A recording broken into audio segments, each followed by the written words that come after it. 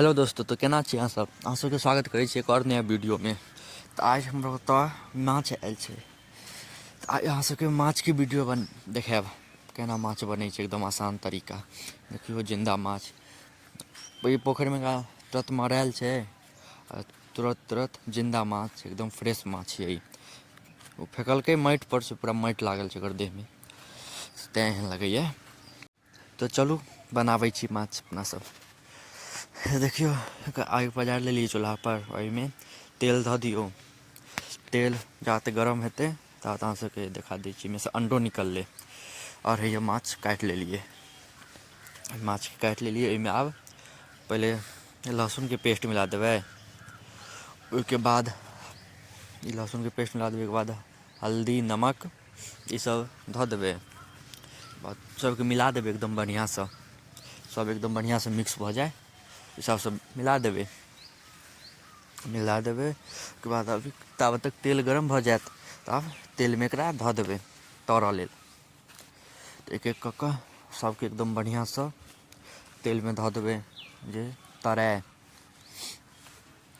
देख रहल छी अहाँ सब केहन लागि रहल यऽ माछ, एकदम फ्रेश लागि रहल यऽ कि नहि? हँ, तऽ शुरूमे देखाइ देलहुँ मुँह बबै छलै से एकदम फ्रेश। तऽ एकरा तरऽ लेल धऽ देलियै।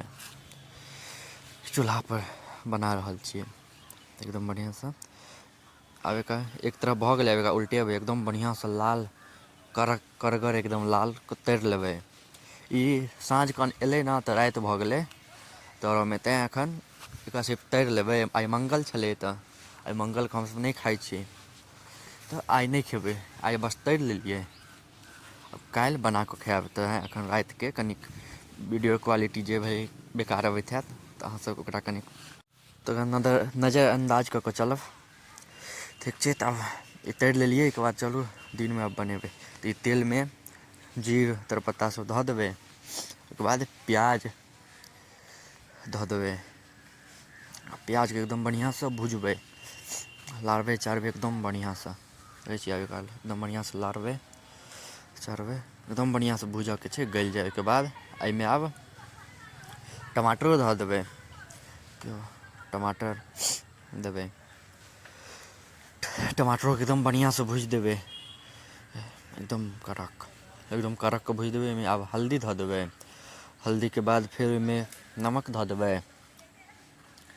नमक हल्दी सब धऽ कऽ एकदम बढ़िआँसँ मिला देबऽके छै, भुजि लेबऽके छै एकदम बढ़िआँसँ करगर कऽ। मजा आयत तहन। ईसब कनि जादे तेल मसल्ला सबमे नीक लगै छै।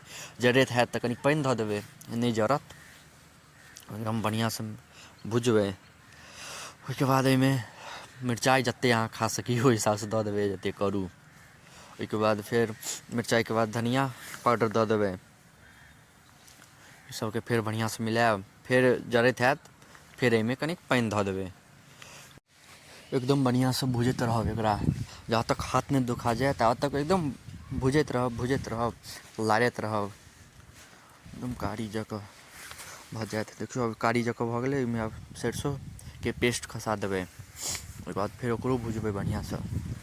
एहिमे खाली छै जतेक लारबै चारबै, जतेक भुजबै ओतेक मस्त बनत। ईसबके छैहे इएह टेक्नीक, जतेक लारबै हाथ दुखा जाएत, लारैत जइऔ लारैत जइऔ। जाइ छियै जतेक लारबै ओतेक कलर आएत, ओतेक मस्त बनत, बुझाएत। देखियौ कतेक बढ़िआँसँ बुझा गेलै। आओर फेर एखनहु लारिऔ, एकदम बढ़िआँसँ लारैत जइऔ। सबके गला दिऔ, जतेक टमाटर प्याज सब रहै सबके गला दिऔ, जे नीक लागत खाइमे। एहिमे कनि जादे तेल मसल्ला सब नीक लगै छै। देखियौ एकदम बढ़िआँसँ भुजि देलिए, पानि तानि जरा देलिए। आब ओहिमे पानि खसा देलिए फेर रस लेल। जतेक अहाँसब छी अपना आदमीके हिसाबसँ ओहिमे रस खसा लेब, अपना हिसाबसँ जतेक भी रस चाही। देखियौ जे तरने छलिए रातिमे, वएहवला ई तरल माछ छै। एहि देखियौ बगलमे ओकर अण्डा छै, अण्डाके कचरी। एकरो हम वीडियो बनाकऽ डालि देब, अहाँसब देख लेब। आब देखियौ रस एकदम उबलऽ लगलै। आब एहिमे पीस सब खसेने जाउ। भऽ गेलै, बनि गेलै। सबसँ आसान तरीका छै मछली बनाबऽके। एकदम पूरा रस खौलि जाएत तऽ ओहिमे पूरा तरल माछके खसा देबै, लारि चारि देबै कनि मनि, जे सब मिल जाए, एम्हर ओम्हर चलि जाए, पूरा रसमे घुलि जाए। उसके बाद फिर एकरा और उबलऽ जेबै, उबलऽ देबै जतेक अहाँ रस राखऽ चाहै छी। ज़्यादा जरेबै तऽ नुनगरो भऽ जायत, तऽ अपना जे हिसाबसँ अहाँ गाढ़ राखऽ चाहै छी जरा लेबै। देखियौ बनि गेलै आब। ऊपरसँ फेर धनिया पत्ता सब छीटि दियौ, भऽ गेलै, बनि गेलै।